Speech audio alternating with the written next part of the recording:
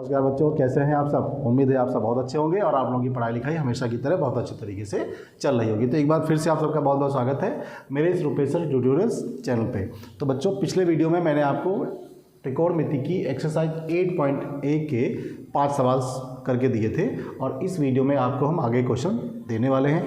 और मैं इसको सॉल्व करने से पहले आपको बताता चलूँ कि आपको वो सूत्र याद होने चाहिए कि लाल बटे कक्का वाला जो हमने आपको फार्मूला बताया था वो आपके जहन में होना चाहिए, तभी आप क्वेश्चंस को आसानी से कर पाएंगे। तो इन क्वेश्चंस को करने के लिए मैं यहाँ पर वो चीज़ लिखे देता हूँ एक बार फिर से रिवाइज करने के लिए।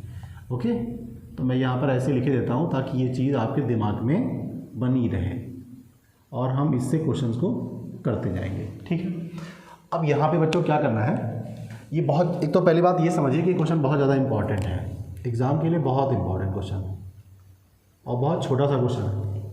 दो तरीके से इसको हम कर सकते हैं। एक तरीका मैं आपको यहाँ बताऊंगा, दूसरा तरीका आपको नेक्स्ट वाली एक्सरसाइज में बताया जाएगा जब हम लोग पूरक कोण के बारे में पढ़ेंगे। ओके, तो अभी यहाँ पर क्या है कि यदि कोण ए कोण बी न्यून कोण हो, न्यून कोण के बारे में हम आपको बता चुके हैं कि वो कोण 90 अंश से कम होते हैं। तो जहाँ cos A बराबर cos B लिखा हुआ है, मतलब आपको दो ट्रायंगल बनाने पड़ेंगे, दो त्रिभुज बनाने पड़ेंगे। तो एक त्रिभुज यहाँ हम बनाते हैं ऐसा और एक त्रिभुज हम यहाँ बनाते हैं। ओके, वैसे आप ना भी बनाएं तो एक में भी काम आपका चल जाएगा। ठीक है, तो अगर हम इसको एक से करें, एक से ही करते हैं। ठीक है, एक से करते हैं, कौन ज़्यादा झंझट करे, एक में आपका काम हो जाएगा। अब इन्होंने कहा ए और बी न्यून कोण है, तो न्यून कोण का मतलब है 90 अंश से कम कोण है। तो 90 पहले कहाँ है, आप ये देखिए 90 आपका कोण ये है। तो इसका मतलब ए और बी हमें यहाँ पर नहीं लिखने हैं, हमें यहाँ पर क्या लिखना होगा, फिर तो सी लिखना होगा। तो आप ए और भी यहाँ पर लिख सकते हैं। आपको पता होना चाहिए कि न्यून कोण का मतलब 90 से कम, सिंपल सी बात है। तो ए और बी आप यहाँ लिखेंगे और जो 90 है वहाँ पर आप ए बी को नहीं लिख सकते, आप सी को लिखिएगा। ठीक, अब आपको करना क्या है, आपको ये चीज़ पता है cos A = cos B।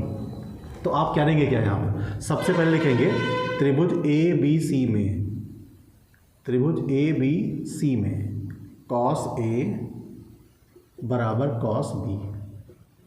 ठीक है, बिल्कुल परेशान होने की जरूरत नहीं, बहुत सरल क्वेश्चन है। cos A का मतलब क्या होता है, फार्मूला यहाँ से दिखेगा।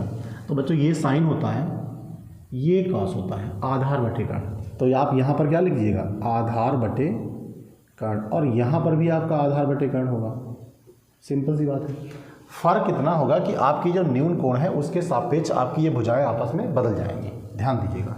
तो यहाँ पर cos A का मतलब इस वाले कोण के लिए आधार कौन सा होगा, तो मैंने आपको बताया था जिस कोण की बात होगी उसके ठीक सामने की जो भुजा होगी वो लंब हो जाएगी। तो इसका मतलब इसके सामने की ये भुजा लंब है, हमें चाहिए ही नहीं। तो अगर ये लंब है, 90 के सामने की भुजा कर्ण हो जाएगी, ये कर्ण हो जाएगी। चाहे आप इसके लिए बात करें या फिर इसके लिए बात करें।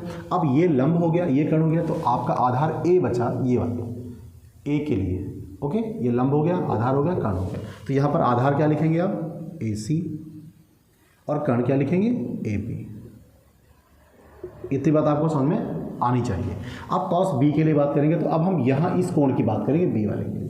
तो B के ठीक सामने की वजह लंब हो जाएगी, जो आपको नहीं चाहिए। तो फिर कर्ण ये रहा, आधार आपका ये हो गया। तो यहाँ पर लिखेंगे आधार BC और कर्ण आपका फिर से AB हो जाएगा। मेरे ख्याल से आपको बातें समझ में आ रही होंगी। अब आपका AB और AB कैंसिल हो जाएगा, यहाँ पर बचा AC = BC। ओके, अब आपने पिछली कक्षाओं में पढ़ा है कि अगर किसी त्रिभुज की दो भुजाएं आपस में बराबर हैं तो उनके सम्मुख कोण आपस में बराबर होते हैं। तो आपका AC और BC बराबर है, इसका मतलब ये भुजा और ये भुजा आपकी बराबर है। तो अगर भुजाएं बराबर हैं तो उनके सम्मुख कोण भी बराबर होंगे। तो AC के सामने का कोण कौन सा है, AC के सामने का कोण है आपका B। तो यहाँ पर आप क्या लिखेंगे, कोण B बराबर, और BC ये रही आपकी, तो इसके सामने का कोण कौन सा है, A। तो ये दोनों कोण आपस में बराबर हो गए। हमें यही दिखाना था, लेकिन आपको यहाँ पर लिखना पड़ेगा बराबर भुजाओं के सम्मुख कोण बराबर होते हैं। ये रीजन आप नहीं लिखेंगे तो क्वेश्चन में नंबर आपको नहीं मिलेंगे, ये आपको ध्यान रखना है। ठीक है, बहुत आसान क्वेश्चन था। ओके, अब हम लोग बढ़ते हैं नेक्स्ट क्वेश्चन की। अब जरा इसको यहाँ से हटा देते हैं, यहाँ पे लिख लेंगे, काम आ जाएगा हमारे। ठीक है, इसको बिल्कुल जहन में रखना है, नहीं तो फिर दिक्कत हो जाएगी। शुरुआत में आपको ऐसे लिखना होगा, फिर आपको याद हो जाएगा, फिर कोई परेशानी नहीं होगी। अब cot A = 7/8 लिखा हुआ है, तो जो गिवन है वो लिख लेंगे, जो चीज़ हमें पता है। तो यहाँ पर क्या करेंगे, यदि cot थीटा बराबर 7/8, थीटा से घबराने की ज़रूरत नहीं है, कोई राक्षस नहीं है। ABC हम लोग लिखते थे, उसी जगह पे थीटा लिखा हुआ है, मतलब ये न्यून कोण है, ये ध्यान रखिएगा। तो मतलब जब ऊपर या फिर साइड में लिखेंगे उसको, यहाँ पर 90 की जगह पे नहीं लिखेंगे। तो एक त्रिभुज हम यहाँ पर बना लेते हैं, ऐसे बना लिया हमने। अब इसको A ले लीजिए, इसको B ले लीजिए, इसको C ले लीजिए, कोई फ़र्क नहीं पड़ता। बस आप ध्यान रखिए कि ये थीटा जो यहाँ पे लिखा हुआ है वो या तो यहाँ A की जगह होगा या फिर C की जगह होगा। हम यहाँ पर लिखे देते हैं थीटा। ओके, मतलब अब ये न्यून कोण हो गया। सारी भुजाएं हमारी जो है वो इस थीटा के सापेक्ष चलेंगी, ये ध्यान रखना। और ये भुजा जो होगी, ये कोण हमारा है 90, इसके सामने की जो भुजा है ये हमेशा क्या हो जाएगी, कर्ण, क्योंकि ये बड़े कोण के सामने की भुजा समकोण त्रिभुज में कर्ण होती है। हमको इन दोनों भुजाओं को आपस में डांस कराना है, सिंपल सी बात है। तो अब cot थीटा हमारे पास दिखा हुआ है, तो cot थीटा क्या होता है, जरा देखिए, इसको उल्टा कर दीजिए, आधार बटे लंब हो जाएगा। तो यहाँ पर हम क्या लिखेंगे, आधार बटे लंब। अब इस थीटा के लिए ये लंब हो गया ना, ये वाला, तो बच्चों ये भुजा है 8, और इसके लिए, इस थीटा के लिए लंब हो गया। अच्छा, यहाँ पे थोड़ी सी गलती हो गई है, इस थीटा के लिए लंब हो जाएगा, हाँ ठीक है एकदम, इस थीटा के लिए ये लंब हो जाएगा, तो ये 8 रहेगा और आधार आपका रहेगा 7। अब आपकी ये भुजा मिसिंग है यहाँ से, तो जब ये भुजा मिसिंग होगी तो आपको बाबा पाइथागोरस की शरण में जाना पड़ेगा। तो यहाँ पर क्या लिखेंगे, त्रिभुज ABC में पाइथागोरस प्रमेय से, पाइथागोरस की प्रमेय से। अब कर्ण बराबर लिखेंगे तो हम सीधे AC² लिखते हैं, = AB² + BC²। AC² हमें पता ही नहीं, हमें तो यही पता करना है। AB का वैल्यू बच्चों यहाँ पे हमारे पास दिया हुआ 8 और ये दिया हुआ है 7। ओके, तो AC² लिख देंगे, ये हो जाएगा 64 और ये हो जाएगा 49। तो AC² ये ऐसे हो जाएगा, इसको आप जोड़ दीजिए, 9 4 13 हो गया, 3 6 4 10 1 11 हो गया। तो AC का वैल्यू कितना आ गया, √113। बिल्कुल घबराने की जरूरत नहीं, एकदम सही आया है। आमतौर पर क्या होता है कि वैल्यू ऐसी आती है, ये मान ऐसा आता है, इसका वर्गमूल आसानी से निकल आता है। यहाँ नहीं है, कोई बात नहीं। अब हमें करना क्या है, हमको ये चीज़ देखकर ये निकालना है। तो इससे पहले मैं आपको ये बता दूं, जो इसका दूसरा पार्ट है यहीं पर लग जाएगा। दूसरा पार्ट क्या कहता है, cot² थीटा बराबर। तो बच्चों cot² थीटा का मतलब है cot थीटा और इसका स्क्वायर कर दीजिए। तो cot थीटा आपके पास दिया हुआ है 7/8, इसका स्क्वायर आप कर देंगे तो ये हो जाएगा 49/64। ये सेकेंड वाला पार्ट आपका पहले कर दिया है मैंने। अब हम लोग फर्स्ट वाले पार्ट में पढ़ते हैं। फर्स्ट वाला पार्ट आपको ये कहता है 1 + sin थीटा, एक ब्रैकेट में, यहाँ पे 1 - sin थीटा, बटे में क्या लिखेंगे 1 + cos थीटा, और ये हो जाएगा 1 - cos थीटा। हमें इसकी वैल्यू निकालनी है। अब जरा आप पिछली कक्षाओं में आप जाइए, ये इस तरह से लिखा हुआ है A + B, A - B, दो संख्याएं एक दूसरे ब्रैकेट में, अलग अलग ब्रैकेट में सेम लिखी हुई हैं और दोनों के बीच में चिन्ह का उल्टा लिखा हुआ, तो इसका मतलब वर्गांतर का नियम लगता है। मतलब ये A + B, A - B लिखा हुआ बच्चों, तो A² - B² याद रखिएगा। ऐसे आपने लिखा देखा होगा, तो इसको हम लोग क्या लिखते थे, A² - B²। तो A का मतलब ये पहली संख्या, तो बच्चों इसका स्क्वायर करेंगे तो 1 ही रहेगा। साइन थीटा का स्क्वायर करेंगे तो ये क्या हो जाएगा, माइनस का sin² थीटा। सेम कंडीशन यहाँ पर भी, A + B, A - B, तो ये हो जाएगा 1 - cos² थीटा। अब हमारे पास साइन और कास की वैल्यूज़ होनी चाहिए, जो कि हम इस फिगर से निकालेंगे। ठीक है, तो यहाँ पर या तो आप अलग से निकाल लीजिए और या फिर डायरेक्टली यहाँ पर कर सकते हैं। तो हम यहाँ पर करते हैं, अलग से निकाले लेते हैं, बेहतर तरीका रहेगा। तो हम क्या करेंगे, त्रिभुज ABC में साइन थीटा कितना हो जाएगा, आपको पता होना चाहिए, लंब बटे कर्ण। अब इस थीटा के लिए बच्चों लंब ये हो जाएगा 8, और बच्चों कर्ण क्या रहेगा, आपने कर्ण ये भुजा निकाली है 113, तो ये हो जाएगा 113 रूट का। इसी तरह से cos थीटा आप निकालेंगे तो ये आधार बटे कर्ण हो जाएगा। फार्मूले नहीं याद है क्वेश्चन नहीं होगा, याद करने पड़ेंगे आपको, ये बात दिमाग में बिल्कुल आपको रखनी पड़ेगी। तो बच्चों इस थीटा के लिए आधार क्या रहेगा, ये 7 रहेगा, कार्ड तो चेंजेबल ही नहीं है, तो 1 1 3 हो गया। इस तरह से 2 वैल्यूज आपको मिल जाती, इनको उठा के यहाँ आपको रखना है, सिंपल सी बात है। तो साइन थीटा का वैल्यू कितना है 8/√113, इसका आप वर्क कर दीजिए इस तरह से, और यहाँ पे 1 माइनस कॉस थीटा का वैल्यू है 7/√113, ऐसे लिख दीजिएगा, सॉल्व कर लीजिए इसको, यहाँ पे किए देते हैं। अब देखिए ज़रा, ये 1 ऐसे हो जाएगा, इसका स्क्वायर करेंगे बच्चों तो हो जाएगा 64 बटे में, इसका वर्क करेंगे तो ये रूट हट जाएगा आपका 113 बचेगा, बटे यहाँ हो जाएगा 1, यहाँ पे गलती है एक थोड़ी सी, ऐसे होगा ये, अभी अलग करना है इसको ऐसे। अब ये हो जाएगा 1 माइनस 49/113 हो जाएगा। आइए अब ये एलसीएम ले लीजिए यहाँ पर, तो बच्चों इसका यहाँ गुणा हो जाएगा 113 माइनस का 64 बटे में 113, फिर बटे हो जाएगा ये 113 हो जाएगा, माइनस का 49 हो जाएगा, बटे में 113 हो जाएगा, ये कैंसिल हो जाएंगे आपके। अब आप इसमें से घटा दीजिए, कितना बचेगा आपको, 13 में से 4 जाएगा 9 बचेगा, यहाँ पे 10 हो जाएंगे, यहाँ से 6 चला जाएगा, कितने बचेंगे 4 बचेंगे, और 3 में से 9 जाएगा नहीं, तो 13 में से 9 जाएगा, यहाँ पे कितने बचेंगे, 13 में से 9 जाएगा 4 बचेगा, ओके, यहाँ बचेगा 10, 10 में से 4 जाएगा 6 बचेगा। ये आपका आंसर आया। तो आप देख रहे हैं कि दोनों आंसर सेम आए। उम्मीद है ये क्वेश्चन आपको समझ में आएगा। थोड़ी सी कैलकुलेशन है और थोड़ा सा आपको ध्यान लगाना होगा, फार्मूले आपको करने होंगे याद अच्छी तरह से, तभी आपके क्वेश्चन हो पाएंगे। तब तक मैं आपको थोड़ा सा टाइम देता हूँ, आप इसका स्क्रीनशॉट ले लीजिए, ओके, और हम लोग बढ़ेंगे नेक्स्ट क्वेश्चन की ओर, ठीक है। ठीक है बच्चों, तो ये रहा क्वेश्चन नंबर 8 आपके लिए, और ये रहा क्वेश्चन नंबर 9। तो सबसे पहले हम क्वेश्चन नंबर 8 को करने वाले हैं, ठीक है। तो आपको यहाँ पर एक चीज़ दी हुई है 3 cot A = 4। जैसे हम लोग अभी तक पढ़ते हैं, कहीं पर लिखा हो 2x = 4, तो हम लोग क्या लिखते थे, x = 4/2 लिखते थे।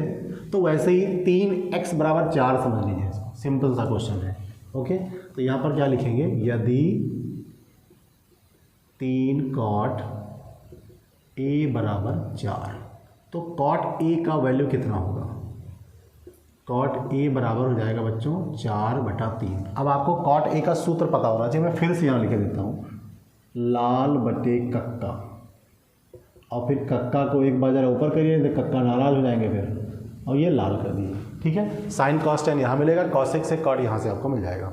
तो अब cot A का मतलब देखिए जरा, लंब बटे आधार, ओके, लंब बटे आधार। कुछ उल्टा लिखा है क्या, यहाँ पे जो है tan क्या होता है, आधार बटे लंब, लंब बटे आधार, तो वो आधार बटे लंब होगा, यहाँ मैंने उल्टा लिख दिया है, ये आधार बटे लंब हो जाएगा, ओके। तो एक फिगर बना लीजिए छोटा सा, बस सिंपल सा क्वेश्चन है, ऐसे बना लेते हैं, ओके।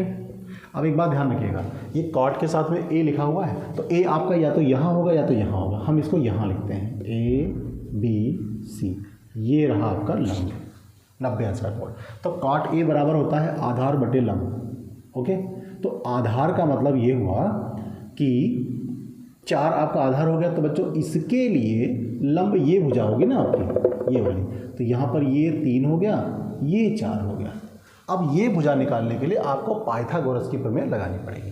तो यहाँ लिखेंगे त्रिभुज A B C में पाइथागोरस की प्रमेय से,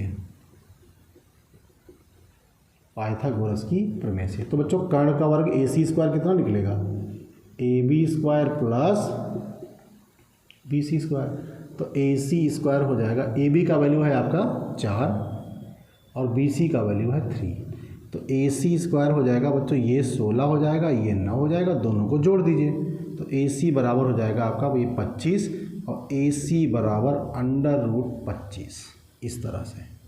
तो AC का एग्जैक्ट वैल्यू कितना आएगा, 5, इसका वर्गमूल हो जाएगा, सिंपल सी बात है। तो यहाँ पर आप 5 लिख दीजिए, ओके। अब आपको ये करके दिखाना है कि दिखाइए कि ये 1 - tan² A अपॉन में 1 + tan² A बराबर cos² A - sin² है या नहीं है। तो इसका मतलब ये हुआ कि आप इस चित्र की सहायता से tan, cos और sin के मान निकालिए, ठीक है। तो एक बात मैं आपको बता दूं कि जो tan a होता है वो बच्चों काट a का उल्टा होता है। ओके, अगर आप ऐसा नहीं करना चाहते हैं तो आप वहाँ से कर लीजिए। tan a बराबर क्या हो जाएगा, लंब बटे आधार। तो इसके लिए लंब हो जाएगा 3, आधार हो जाएगा 4, तो ये 3/4 हो गया। ओके, इसी तरह से आप cos a निकाल लीजिए। cos a बराबर होता है आधार बटे कर्ण। तो इसके लिए आधार कौन सी भुजा हो जाएगी, ये वाली भुजा हो जाएगी, और कर्ण कौन सी भुजा हो जाएगी, 5 हो जाएगी। सिंपल सी बात है। और फिर आप साइन निकाल लीजिए। साइन a बराबर हो जाएगा लंब बटे कर्ण। तो इसके लिए लंब हो जाएगा ये 3 और कर्ण हो जाएगा आपका 5। तो आपके पास तीनों अनुपात मिल गए हैं। अब हम क्या करेंगे, इन तीनों अनुपातों को यहाँ पर रखेंगे, फिर पता चलेगा ये बराबर हैं या नहीं। ओके, चलते हैं। अब यहाँ लिखेंगे, अब हमें प्रूफ क्या करना है, 1 - tan स्क्वायर a बटे में 1 + tan स्क्वायर a बराबर cos स्क्वायर a माइनस का sin स्क्वायर a। चाहे तो आप अलग अलग भी इनको कर सकते हैं, बायां और दायां पक्ष करके भी, साथ में भी कर सकते हैं। तो बहुत इजी क्वेश्चन है, सीधे सीधे लगाते हैं। तो 1 - अब tan a का वैल्यू कितना दिया हुआ है, देखिए 3/4। तो ये 3/4 का वर्ग हो जाएगा ऐसा, और नीचे 1 + 3/4 का वर्ग हो जाएगा। अब बराबर cos a का वैल्यू कितना है, 4/5, इसका वर्ग कर दीजिए ऐसे, और sin a का कितना है, 3/5, ऐसा कर दीजिए। अब इसको खोलते हैं तो बच्चों ये हो जाएगा 1 - 3 का स्क्वायर 9 बटे में 16, यहाँ 1 + 9/16, यहाँ हो जाएगा 16/25 माइनस का 9/25। अब ज़रा ध्यान से देखिए, 16 को यहाँ गुणा करेंगे लासा करने के लिए, तो 16 एक कम 16, उसमें से 9 चले जाएंगे बच्चों, तो कितना बचेगा, 7/16। 16 एक कम 16 और 9 25 हो जाएंगे, 25/16। और यहाँ पर आपका कितना आएगा, देखिए आपका हाथ तो बराबर है, तो इसमें से घटा दीजिए, 7 बचेगा आपका। अब ये 16 कैंसिल हो गए, तो ये 7/25 बराबर 7/25, तो ये दोनों आपस में बराबर हैं, अतः ये चीज़ आपकी सिद्ध हो जाती है। इसका मतलब ये बराबर है। ओके, बहुत इजी क्वेश्चन था। आपने क्या किया है, इसकी सहायता से एक चित्र बना लिया है, पाइथागोरस से तीनों भुजाएं निकाल ली हैं, tan, cos और sin के मान निकाल के यहाँ पे रख दिए। हम देखते हैं कि दोनों बराबर आ जाते हैं, इसलिए हमारा क्वेश्चन सॉल्व हो जाता है। अब हम लोग बढ़ते हैं क्वेश्चन नंबर 9 की तरफ। देखिए क्वेश्चन थोड़ा सा बड़ा होने वाला है, बस और कोई परेशानी नहीं है इसमें, ठीक है। तो अब बच्चों हमें करना क्या है कि त्रिभुज ABC में जिसका कोण B समकोण है, तो एक त्रिभुज ABC बना लीजिए। यहाँ पर ऐसे ये बनाते हैं ABC, जिसका कोण B जो है वो समकोण है। तो अब आप A यहाँ लिखिए और C यहाँ लिख लीजिए।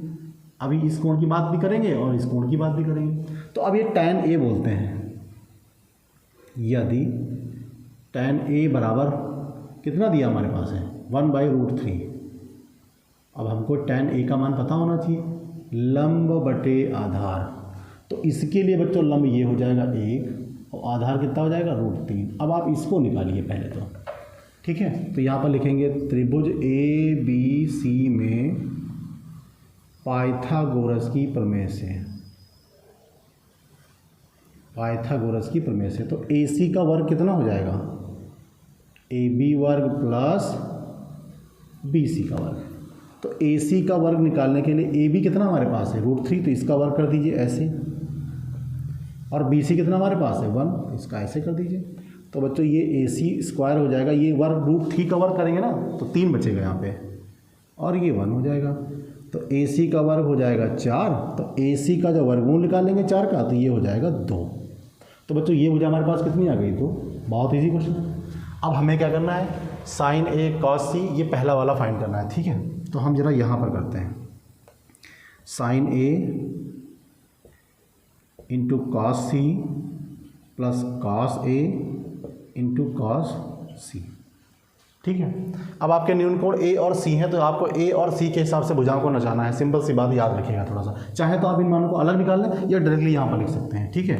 अब जरा देखिए यहाँ पर sin A का मतलब ये देखिए लंब बटा कर्ण हो जाएगा, लंब बटा कर्ण। cos C का मतलब क्या होता है, आधार बटे कर्ण, प्लस इसका मतलब भी आधार बटे कर्ण, और cos C, मैं ज़रा यहाँ पे चेक करता हूँ मैंने क्वेश्चन गलत तो नहीं लिखा है यहाँ पे, ठीक है। मुझे कुछ डाउट लग रहा है, देखते हैं इसको यहाँ बुक में, ये NCERT की बुक है, तो तो ये रहेगा sign A cos C plus cos A sign सी है। यहाँ पर ये मैंने गलत लिख दिया है, ये यहाँ पर साइन सी है। ओके, मैंने इसको सही कर दिया है। अब थोड़ा सा क्वेश्चन करने में दिक्कत नहीं होगी, नहीं तो अभी गलत हो जाता। तो यहाँ पे हो जाएगा आपका साइन सी। ओके, तो साइन सी का मतलब बच्चों ये भी लंब बटे कर्ण हो जाएगा। अब आप के और के की गुणा मत करने के स्क्वायर हो गया, ऐसा नहीं है। अब यहाँ पर क्या करेंगे, न्यून कोण के अनुसार हम भुजाओं का मान यहाँ पर लिख देंगे। अब देखिए साइन ए आपको पता करना ये वाला, तो बच्चों इसके लिए आपको लंब और कर्ण पता करने हैं। तो कर्ण तो सबके लिए सेम रहेगा, तो इसके लिए लंब ये हो जाएगा, कर्ण ये हो जाएगा। तो यहाँ पर रहेगी 1/2 गुणा, ये बिंदु में बीच में जो बिंदी लगी हुई है इसका मतलब गुणा है, सिंपल सी बात है, आधार बटे कर्ण। अब ये सी का मान आ गया, तो बच्चों इसके लिए ये तो लंब हो गया है ना, तो इसके लिए फिर आधार ये हो जाएगा ना 1/2, यहाँ पर भी आ जाएगा। ठीक है, इन चीज़ों को आप अलग भी लिख सकते हैं, यहाँ पे मान निकाल सकते हैं। मैं यहाँ पे डायरेक्ट कर रहा हूँ क्योंकि अब आप थोड़ा सा होशियार हो चुके हैं। अब ये कॉस ए आ गया, ठीक है। तो यहाँ तक मैंने चीज़ें कर ली हैं। अब हम क्या करने वाले हैं, कॉस ए के लिए आधार और कर्ण पता करना है। तो कॉस ए का मतलब बच्चों ये वाला ए होगा ना, तो इसके लिए लंब ये भुजा होगी, कर्ण तो बदलता ही नहीं है, तो इसके लिए आधार ये रहेगा, कर्ण ये रहेगा। तो यहाँ पर हो जाएगा √3/2 गुणे, अब साइन सी इसको पकड़ लीजिएगा, तो बच्चों इसके लिए लंब ये हो जाएगा और कर्ण ये हो जाएगा, तो √3/2। सिंपल सा क्वेश्चन है, बिल्कुल घबराने की जरूरत नहीं है। तो ये 1 और 1 की गुणा 1 हो जाएगी, इनकी नहीं गुणा 4 हो जाएगी। बच्चों √3 और √3 की गुणा 3 हो जाएगी, और 2 और 2 की गुणा 4 हो जाएगी। तो 3 1 ऊपर का 4 हो गया और नीचे भी 4 हो गया, ये पूरी कहानी खत्म हो गया, ये 1 आ गया आपका। ओके, अब इसी तरह से इसका पार्ट 2 भी हम लोग यहाँ पर करेंगे। इसका पार्ट 2 ये वाला, cos A cos C minus sign A sign C. Okay, बहुत इजी है एकदम से। ये सारे मान यहाँ से सीधे से डिक्टो उतार के हमें रख देना है और हमारा क्वेश्चन सॉल्व हो जाएगा। चलते हैं। तो बच्चों कॉस ए के लिए देखिए पहले क्या करेंगे, आधार बटे कर्ण लिखेंगे, और यहाँ पर भी आधार बटे कर्ण रहेगा, माइनस लंब बटे कर्ण रहेगा और लंब बटे कर्ण रहेगा। लेकिन ए और सी के केस में ये इनके भुजाओं के सापेक्ष जो है आपस में मान बदल जाएंगे। तो कॉस ए के लिए आधार और कर्ण क्या होगा, कॉस ए के लिए बच्चों आधार तो ये भुजा रहेगी ना, कर्ण ये रहेगा, तो ये √3/2 हो जाएगा। अब कॉस सी के लिए, इसके लिए बच्चों ये लंब होना, तो ये आधार हुआ, ये कर्ण हुआ, तो ये 1/2 हो गया, माइनस साइन ए के लिए बच्चों लंब ये हुआ, कर्ण ये हुआ, और साइन सी के लिए बच्चों लंब ये हुआ और कर्ण ये हुआ। इस तरह से सिंपल सा क्वेश्चन एकदम। तो बच्चों यहाँ पे √3/4 हो गया, यहाँ पर भी √3/4 हो गया, ये कैंसिल हो गए और बहुत बड़ा सा जीरो ये आ जाता है ऐसे करके। तो आपका ये क्वेश्चन एकदम सॉल्व हो गया है। लास्ट क्वेश्चन बचने वाला है और हम अभी बढ़ते हैं, तब तक आप इसका स्क्रीनशॉट ले लीजिए। फार्मूला जरूर याद होना चाहिए, नहीं तो क्वेश्चन आपसे नहीं होंगे, इतना तय है। ओके बच्चों, तो ये रहा आपके लिए क्वेश्चन नंबर 10 और क्वेश्चन नंबर 11, दोनों अंतिम क्वेश्चन हैं आपके इस एक्सरसाइज के। तो इनको हम यहाँ पर करने वाले हैं। ये क्वेश्चन आपके लिए बहुत इंपॉर्टेंट है, लॉन्ग क्वेश्चन में आ सकता है, बहुत इंपॉर्टेंट है, कॉन्सेप्ट वही पुराना है। तो त्रिभुज पी क्यू आर में जिसका कोण क्यू समकोण है, तो इसका मतलब आपको एक त्रिभुज यहाँ पर बनाना होगा, समकोण त्रिभुज ऐसे बनाना होगा आपको। तो बच्चों ये समकोण है, आप जानते हैं। अब इन्होंने कहा कि कोण क्यू समकोण है, इसका मतलब आप बहुत मजबूर हैं, क्यू आपको यहीं लिखना है, पी क्यू आप कहीं भी लिखिए, पी और आर सॉरी कहीं भी लिखिए, ऐसे लिखिए। फिर ये बोल रहे हैं कि P R plus Q R बराबर 25 है, ये बहुत काम की चीज़ है, अभी देखिएगा ज़रा। अब इन्होंने कहा कि पी क्यू जो है वो आपका 5 है, तो बच्चों यहाँ पर ये 5 सेंटीमीटर है। अब ना तो आपको ये पता है ना तो ये पता है, अब हम यहाँ पर करेंगे क्या, यहाँ लिखेंगे चूँकि P R plus Q R बराबर है आपका 25 सेंटीमीटर, तो इनमें से किसी एक भुजा को हम निकाल सकते हैं। जैसे हमने पी आर ले लिया, तो ये बच्चों हो जाएगा 25 माइनस क्यू आर। ओके, इनको भी आप रख लीजिए, ये अंत समय में काम आने वाली चीज़ है। ओके, बैंक में जमा करिए इसको। अब यहाँ पर क्या करने वाले हैं, इस त्रिभुज में पाइथागोरस की प्रमेय लगाइए, फिर जो होगा देखा जाएगा। तो त्रिभुज पी क्यू आर में पाइथागोरस की प्रमेय से, पाइथागोरस की प्रमेय से। ओके, तो देखिए कर्ण का वर्ग ये हुआ ना, ये वाला कर्ण का वर्ग, तो ये हो जाएगा आपका पी आर स्क्वायर बराबर, इसमें से किसी का भी पहले लिख दीजिएगा, तो ये हो जाएगा P Q square plus Q R square. तो आपके पास पी आर भी नहीं है, ये तो आपको पता ही नहीं, पहले तो ये समझ लीजिए, दोनों भुजाएं आपके पास ना तो ये है ना तो ये है, तो आपको क्यू पी दिखा हुआ है, तो आप सिर्फ इसका स्क्वायर पहले करिए। ओके, आप choice is yours. P R आपके पास ये देखिए लिखा हुआ है, तो पी आर का मान यहाँ पर रख दीजिए, तो ये हो जाएगा 25 माइनस का क्यू आर, ऐसे वर्क कर दीजिए इसको, और ये आपका रहेगा क्यू आर स्क्वायर। अब आप इसको ए माइनस बी वाले फार्मूले से खोल दीजिएगा। फार्मूला याद है कि नहीं याद है? नहीं याद है तो बताते हैं आपको। आप पहली संख्या का वर्ग कर दीजिए, 25 का वर्ग हो जाएगा 625, प्लस दूसरी संख्या का वर्ग करिए तो ये हो जाएगा क्यू आर का स्क्वायर ऐसे।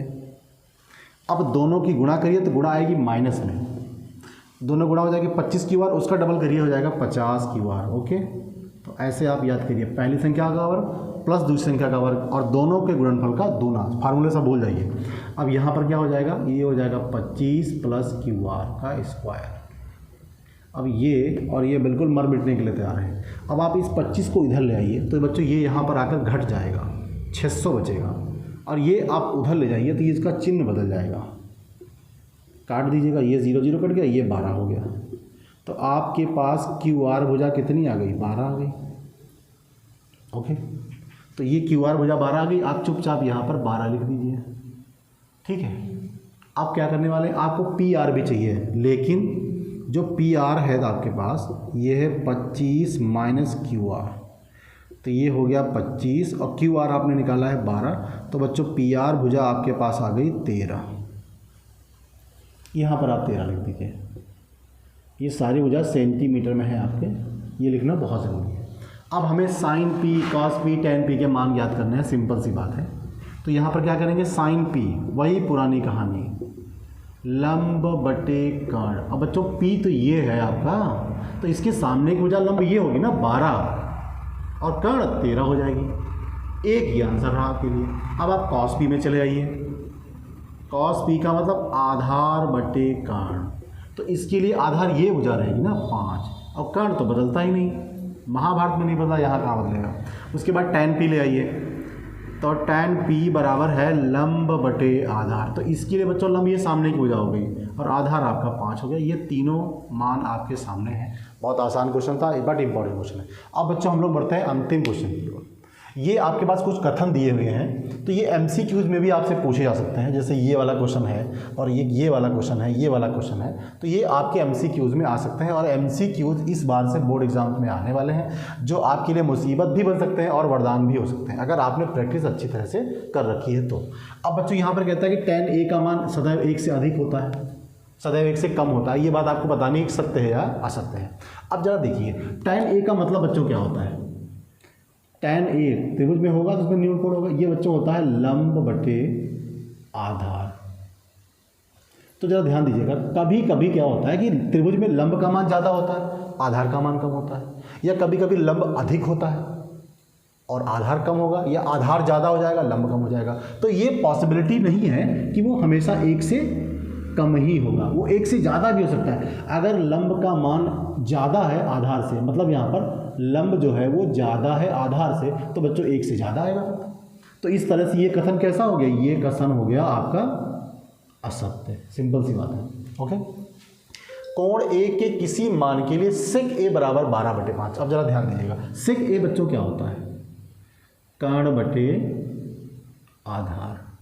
ओके, अब आपको एक बात देखनी होगी, यहाँ पर कर्ण भुजा कितनी है 12 और आधार कितनी है 5। कर्ण सदैव बड़ी भुजा होती है, मतलब जिन दो भुजाओं का अनुपात हम निकाल रहे हैं उनमें कर्ण क्या होगा, जैसे आधार कर्ण लिखा है तो आधार जो है वो सबसे बड़ी, कर्ण सबसे बड़ी भुजा होती है ना, तो इसका मतलब ये कर्ण यहाँ पर बड़ा हुआ है, तो इसका मतलब ये कथन कैसा है, एकदम सत्य है।